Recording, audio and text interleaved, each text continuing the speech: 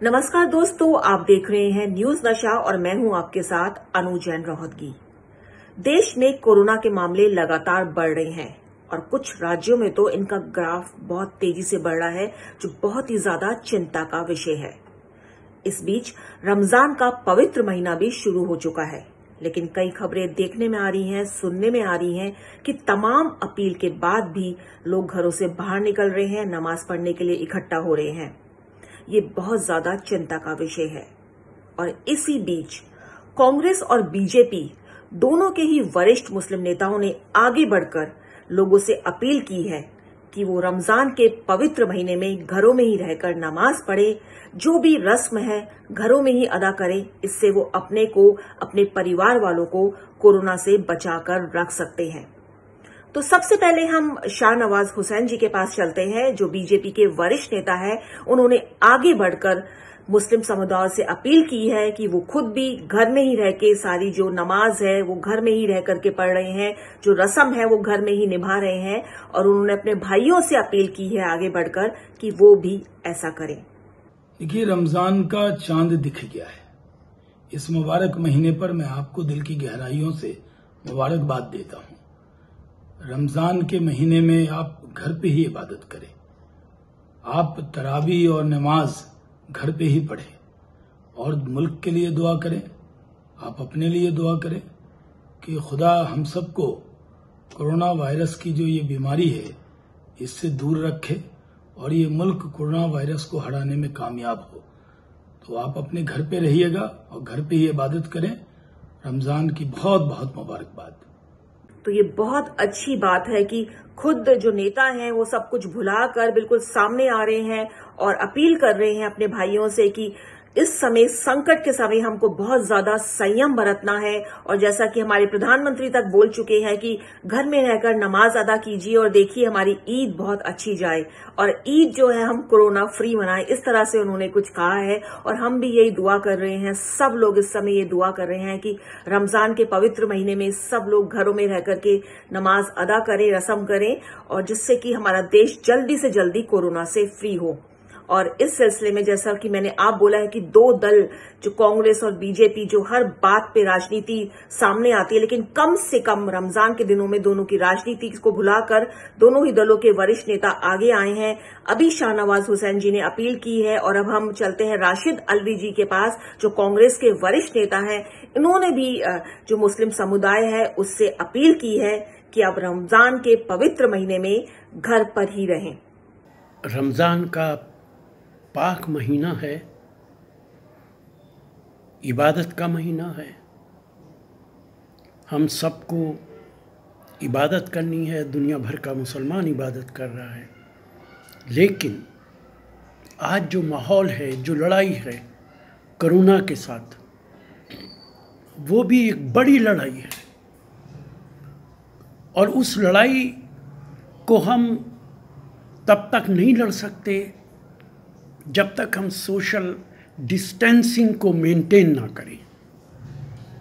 हमें social distancing को maintain करना पड़ेगा। घर से तभी निकलना होगा जब बहुत ज़रूरी है, वरना घर में रहना होगा।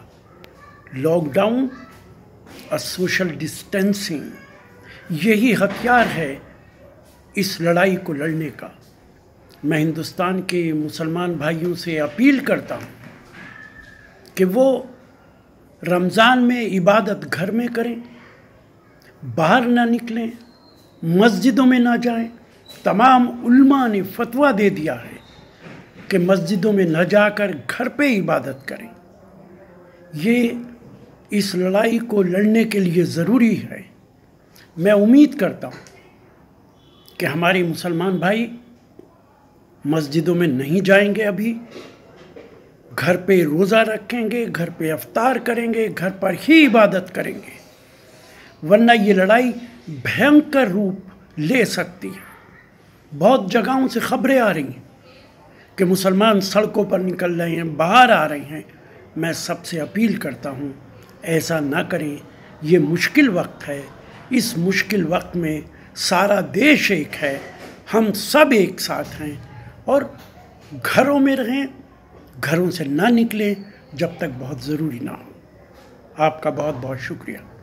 तो ये बहुत ही एक अच्छी मिसाल पेश की है ऐसे समय में जब देश में कोरोना का संकट लगातार बढ़ रहा है।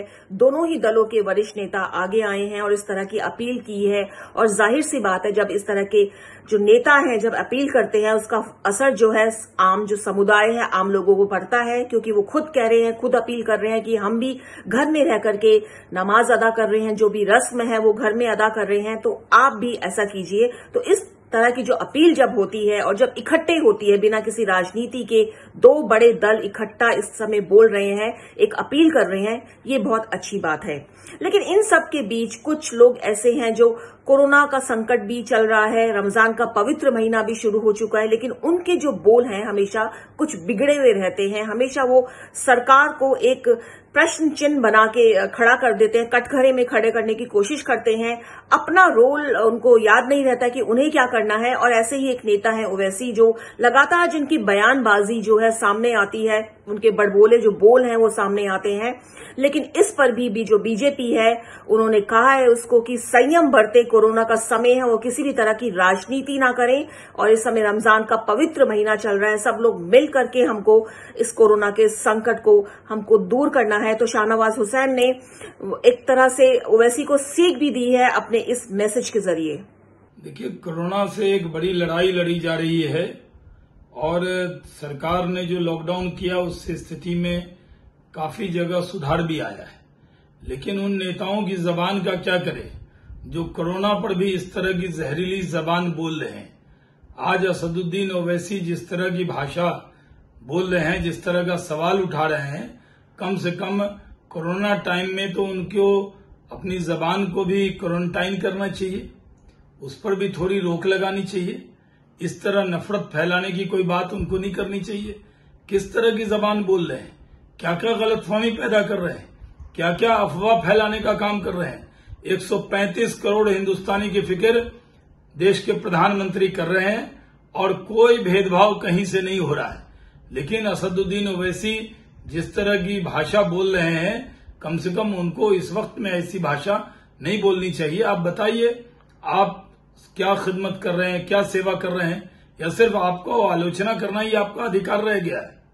तो दोस्तों, आपने दोनों ही नेताओं को सुना है और उन्होंने जो अपील की है, उम्मीद है कि उनकी अपील जो है उस पर आप अमल करेंगे, क्योंकि जिस तरह का माहौल देश में चल रहा है वो ठीक नहीं है। कोरोना के मामले लगातार बढ़ रहे हैं और जिस तरह की हिस्ट्री सामने आ रही है कि एक आदमी से जो नागपुर का केस सबके सामने आया है, सबको वो पता है कि एक व्यक्ति को कोरोना हुआ और 1200 लोग उसका शिकार बन गए। और गलती परिवार वालों की क्या थी उन्होंने बताया नहीं कि जो डेथ हुई है वो कोरोना के कारण हुई है और जो लोग मिलते रहे उनसे, और 1200 लोगों को कोरोना हो गया।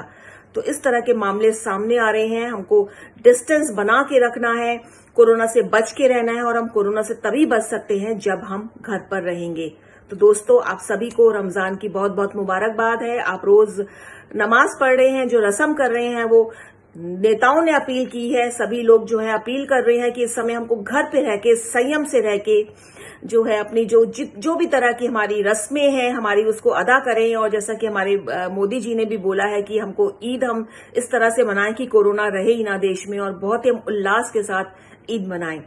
तो दोस्तों, न्यूज नशा की भी यही कोशिश है कि अपने इस चैनल के जरिए हम जो तमाम मैसेजेस हैं, और हमारी कोशिश यही है कि जो पॉलिटिकल एक्टिविटीज हैं, पॉलिटिकल मैसेजेस हैं, हेल्थ मैसेजेस हैं, वो एक्सपर्ट्स के जरिए, नेताओं के जरिए आप तक पहुंचाते रहें।